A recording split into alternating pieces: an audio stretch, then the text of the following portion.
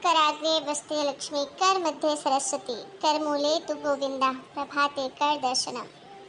हे प्रभु, तेरा बहुत बहुत धन्यवाद एक नई सुबह, एक नया दिन खुशहाल भरा देने के लिए। अरे सुबह सुबह किसका फोन है भाई? हेलो पिंकी, क्या हुआ बेटा, सब ठीक तो है ना? इतनी सुबह सुबह फोन किया। मम्मी। अरे क्या हुआ बेटा, तू रो क्यों रही है? मम्मी, आपके दामाद से तो मैं परेशान हो गई हूँ। मेरी एक भी बात नहीं सुनते। इन्होंने कल मुझे रात में प्रॉमिस किया था कि हम डिनर पे जाएंगे आज, लेकिन आज बोल रहे हैं मुझे किसी जरूरी काम से शहर के बाहर जाना है, फिर कभी चलेंगे। हमेशा ही ऐसा करते मम्मी, मेरा कभी ध्यान नहीं रखते। अरे बेटा तो कोई बात नहीं, एक डिनर की ही तो बात है। जब दामाद जी काम से वापस आ जाए तब चले जाना, इसमें इतना रोने वाली कौन सी बात है? देख बेटा, अब तेरी शादी हो गई है, अब तो अपने मायके में नहीं है जो हर छोटी छोटी बात पे रोने लग जाए, जिद करने लग जाए। काम भी तो जरूरी है ना, खाने के लिए डिनर के लिए काम तो नहीं छोड़ सकते। अरे काम नहीं करेंगे तो घर में पैसे कहाँ से आएंगे? मम्मी, आप तो हमेशा अपने दामाद का ही पक्ष लेते हो। अरे घर में किस चीज की कमी है? इतना काम करने की क्या जरूरत है?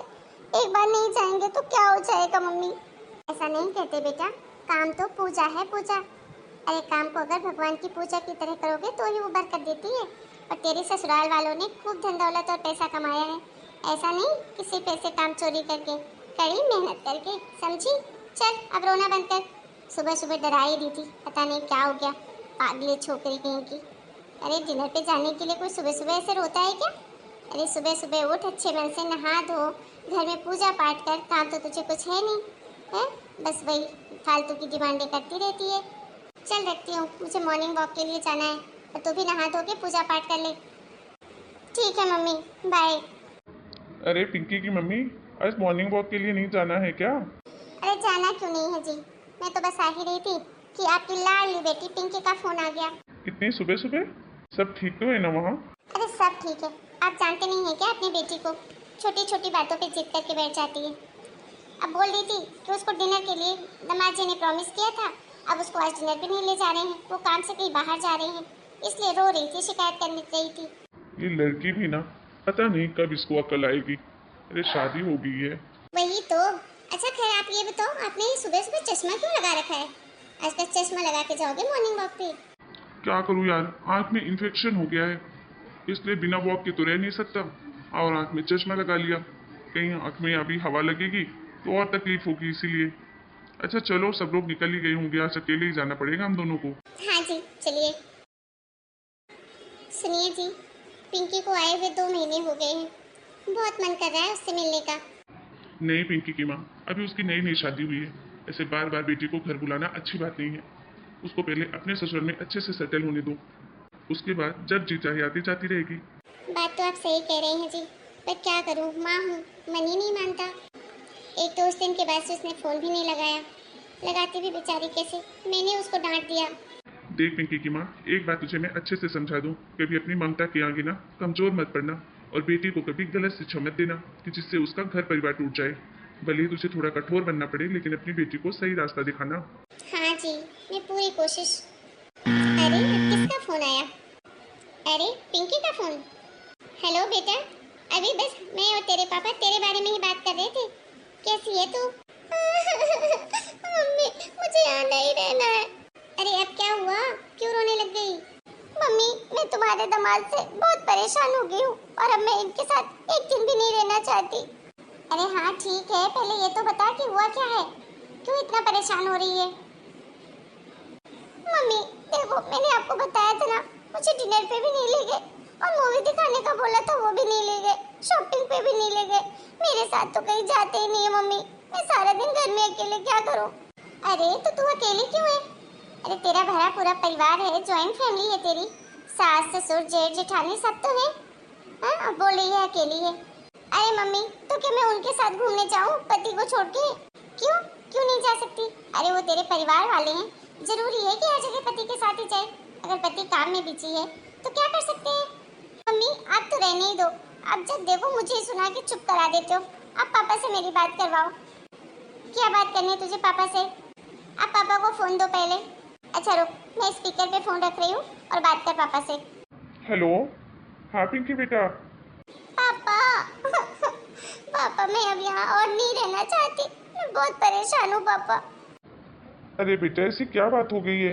छोटी छोटी बातों पे ऐसे गुस्सा नहीं करते। नहीं पापा, मुझे अब किसी की कोई बात नहीं सुननी है, बस मुझे यहाँ नहीं रहना है, बस। अच्छा ठीक है, तुझे नहीं रहना है ना, तू घर वापस आ जा, बस फिर बात करेंगे बैठ के। अरे ये आप क्या कह रहे हैं?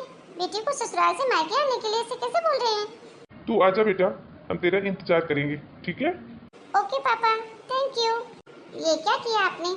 मुझे तो आप बहुत बड़ी बड़ी बातें बोले थे कि बेटी को सही शिक्षा देना, ऐसा मत करना, वैसा मत करना, और अब खुद ही बेटी को मायके बुला लिया। देख, हमारी पिंकी ना बहुत जिद्दी है, तू जानती है, और अगर हम उसे बार बार ऐसे मना करेंगे कहीं कुछ गलत कदम उठा ली तो, इसीलिए उसे बिठा कर समझा कर असली सच्चाई उससे रूबरू कराना हमारा फर्ज है। मतलब कुछ नहीं, बस तू चुपचाप देखती जा कि मैं क्या करता हूँ, जिससे पिंकी मजबूरी में नहीं बल्कि खुशी खुशी अपने ससुराल जाएगी भी और वहाँ रहेगी भी, और फिर दोबारा तुझे कभी भी छोटी छोटी बातों के लिए कॉल भी नहीं करेगी। पापा। अरे आ गया मेरा बच्चा, आ बैठ मेरे पास। अच्छा अब बता मुझे क्या बात है, तू क्यों इतना परेशान हो रही थी? पापा मैं आपके दामाद से ना बहुत परेशान हो चुकी हूँ, और अब मैं उनके साथ बिल्कुल नहीं रहना चाहती। उनको तो मेरी कोई कद्र ही नहीं है, ना मेरे साथ घूमने जाते, ना मूवी दिखाने ले जाते, ना शॉपिंग कराने ले जाते। जब देखो काम काम काम, और जब भी काम से थोड़ा फ्री होंगे अपने परिवार के साथ बैठ जाएंगे। मैं तो जैसे उन्हें दिखती ही नहीं हूँ। अच्छा ऐसा कर रहे हैं दामाद जी, तो ठीक है बेटा, तुझे नहीं जाना ना दामाद जी के पास तो मत जा, बिल्कुल भी मत जा। अच्छा बेटा सुन, तूने तो पढ़ाई की ही है, मेरे एक दोस्त है ना तेरे राम कुमार चाचा जी, जानती है, उनकी एक कंपनी है, वहाँ तो तू नौकरी कर ले, 10-12 हज़ार सैलरी तो दे ही देंगे। और उनके यहाँ ना जो नौकरी करते हैं उनके रहने के लिए भी उन्हें व्यवस्था कर रखी है, छोटे छोटे कमरे बना रखे हैं सबके लिए रहने के लिए, तो तू वहीं रहने भी लग जाना बस। और क्या, तेरी ज़िंदगी सेट है, तुझे अपने खर्चे के लिए 10-12 हज़ार रुपये मिल ही जाएंगे, जिससे तेरा रहना खाना घूमना फिरना मूवी सब हो जाएगा, और तुझे कोई रोकने टोकने वाला भी नहीं होगा, मज़े से रहना। पापा आप ये क्या बोल रहे हैं? अरे बेटा, तो इसमें गलत क्या है, तू पढ़ी लिखी है, अब जब तुझे अपने पति के साथ अपने ससुराल में रहना ही नहीं तो तुझे तो नौकरी करनी पड़ेगी ना, क्योंकि तू तो परेशान है अपने पति से, अपनी जॉइंट फैमिली से, तेरा पति तो उस पर ध्यान नहीं देता, अपने परिवार के पीछे पीछे भागता रहता है, यही है ना? हाँ पापा, पर मैं नौकरी क्यों करूँ, और मैं किसी क्वार्टर में जाके क्यों रहूँ? मैं यहाँ रह सकती हूँ ना अपने मम्मी पापा के साथ। नहीं बेटा, शादी के बाद बेटी का अपना घर उसका ससुराल होता है, और ये घर अब तेरे भैया भाभी का है।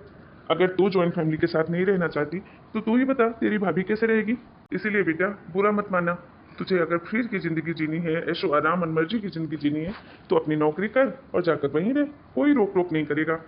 देख बेटा, इतनी सी बात समझ ले कि शादी को अभी तेरे ज़्यादा टाइम नहीं हुआ है, और पति को तुझे अपना बनाना पड़ेगा, उसके दिल में अपने लिए प्यार भी जगाना पड़ेगा, क्योंकि तेरी लव मैरिज तो है नहीं।